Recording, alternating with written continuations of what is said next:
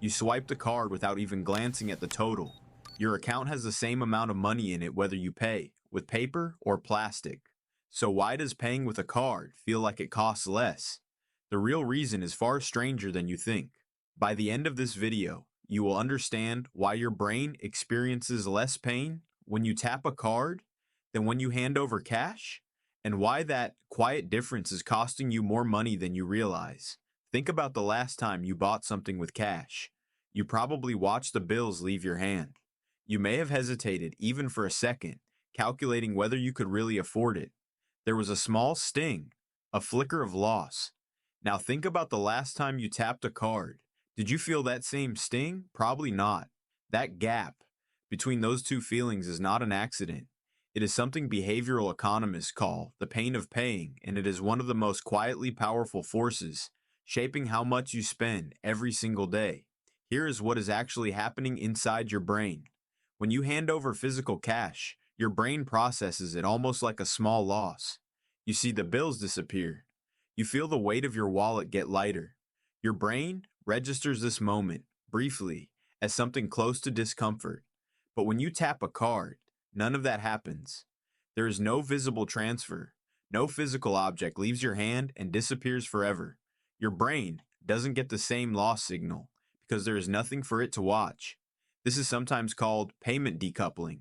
The act of paying becomes separated in time and in feeling from the act of spending. You tap now. You feel the cost later, if you feel it at all, buried inside a statement full of other transactions you don't even remember making. Researcher Dan Ariely has spent years studying these kinds of irrational money decisions, and one of his clearest findings is this: the easier and more invisible a payment method feels, the more willing people are to spend through it. Cash feels real because it is real. A card feels abstract because in the moment it is. Why does this matter so much? Because spending isn't actually decided by your bank balance. It's decided by how much friction you feel between you and the money leaving your hand. Lower the friction and you lower your resistance. Lower your resistance and you spend more, often without consciously choosing to. This is why a meal that costs a certain amount can feel expensive in cash, but barely register on a card. The amount hasn't changed. Your brain's relationship with that amount has. Now here's where it gets stranger. This isn't just about cards versus cash. It's a sliding scale of pain. Cash sits at one end, the most painful, the most felt. Debit cards sit a little further down that scale, because at least you know the money leaves immediately. Credit cards sit even further down, because the money doesn't leave at all in that moment. You are spending a promise, not a payment. And tap to pay, mobile wallets, installment checkouts that split a purchase into smaller pieces. These sit at the very far end, where the gap between spending and feeling has nearly disappeared completely. Each step away from cash removes a small piece of friction, and each piece of friction removed quietly increases how much you're willing to spend. Have you noticed how a purchase split into 4 small installments feels so much lighter than paying the full amount once? Nothing about the total changed, only the feeling of it did. Even your paycheck plays a role in this same pattern. Money that lands directly in a bank account without ever passing through your hands as physical cash starts to feel like it was never fully yours in the first place.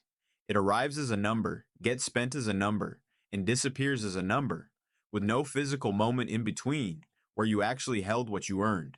Compare that to being paid in cash, counting it out, and physically deciding where each portion goes. One version feels like money, the other feels closer to a notification. This isn't a coincidence built by accident, it's a design choice. Every tap to pay feature, every one click checkout button, every card saved automatically inside a shopping app exists because companies learned the same lesson behavioral economists discovered decades ago. Pain stops spending. Removing pain removes the brakes. Have you ever opened a food delivery app, ordered without thinking twice, and only felt a flicker of surprise when the notification hit your phone? That flicker is the pain of paying, arriving late and weakened, long after the decision was already made. Compare that to standing at a small market stall, counting bills into someone's hand. There is no delay there. The cost and the decision happen in the same breath.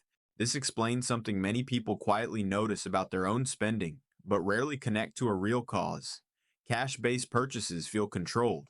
Card based purchases feel like they happened almost without your permission. It's not that you have less self control with a card, it's that the card was specifically designed to ask less of your self control in the first place. There's a second layer to this, and it has to do with how your brain sorts money into separate mental categories. This is sometimes called mental accounting. Cash in your wallet feels like spending money.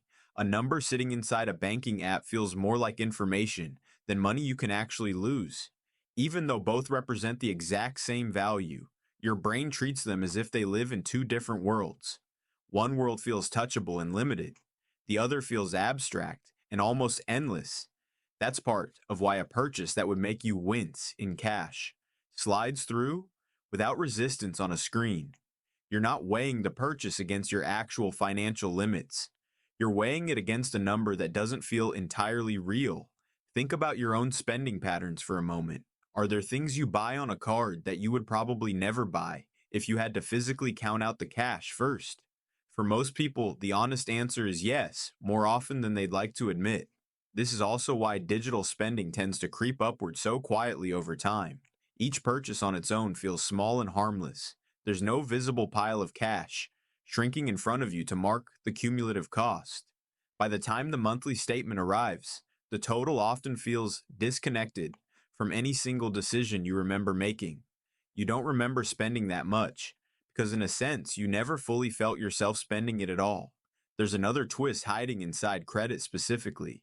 With a credit card, the purchase and the payment are split apart by weeks, sometimes longer if a balance carries over. Your brain experiences the joy of having something now, completely separated from the cost of having it. That gap in time does something quietly dangerous. It lets your present self enjoy a purchase while handing the bill to a future version of you who wasn't in the room when the decision got made. Your future self has to deal with the consequence, but your present self got to skip the discomfort entirely. This is part of why debt can build so gradually that it surprises people when they finally add it all up. No single purchase felt like the one that mattered. Every individual tap felt small, reasonable, forgettable. It was never one big decision. It was hundreds of tiny invisible ones, each one slightly easier to make than the last, because each one chipped away a little more of the friction that used to make you pause. Even the language around modern payment seems built to soften this feeling. Notice how rarely a checkout screen uses the word spend. Instead, you see words like confirm, continue, or complete your order. Spend implies a loss. Confirm implies nothing more than agreement. The wording itself is part of the same frictionless design, quietly steering your brain away from the one word that might make you pause and feel the weight of what's actually happening. So, what do you do with this? You don't need to abandon cards completely. You need to rebuild a small amount of friction back into the moments where you want to think more carefully. Some people switch to cash, specifically for categories where they tend to overspend, things like eating out, clothes, or impulse online shopping, while keeping cards for fixed obligations like rent or utility bills, where spending discipline isn't really the variable in question. Others set a personal rule. Anything above a certain amount has to be paid through a method that makes them physically watch the money move, even if that simply means transferring it manually instead of letting a saved card autofill the checkout. A simple version of this is sometimes called the envelope method, where a set amount of cash is physically divided into envelopes for different categories at the start of the month. It sounds almost old fashioned in a world of tap to pay, but that's exactly why it still works. It deliberately reintroduces the friction that modern payment systems spent years engineering away.